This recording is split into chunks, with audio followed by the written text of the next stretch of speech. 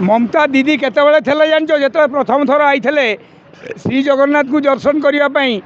है जगन्नाथ धाम को आई से प्रथम मुख्यमंत्री होते एबे ममता खान हो गले ममता बीबी हो गले कहीं कहल सेमती न होते जगन्नाथ धाम से लिखे न था कौटी दीघारे दीघा गोटे पर्यटन स्थली जोटी कौन हुए ओडिशा कौन पृथ्वी जानी सी गोटे द्वितीय सिंगापुर तेणुक सेठी जगन्नाथ भव्य मंदिर कले ठीक अच्छी किंतु मंदिर करी जो आपण देखते जो statue Bijubabu statue Gopabandhu statue Subhash Bose statue सब कौन केवल पत्थर आउ एथे सीमेंट रे तो सेठी जगन्नाथ को स्थापन कले से गोटे म्यूजियम भाया करते किंतु आमरी लोक जितेबाला कुराड़ी हाणे आमको बेंटटा थाए काठ तेणु आमरी काठ ता देहरे पशिकी सी आमको हाणी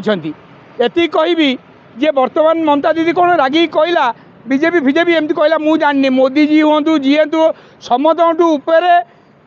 भगवान होउछन्ति किए कहले जगन्नाथ विश्व नियंता विश्वर ठाकुर चारि धाम रो बड़ धाम हूँ जगन्नाथ धाम आ जगन्नाथ धाम रे चारि धाम रे चारोटी शंकराचार्य आज्ञा तमें पंचम शंकराचार्य कौटू आइल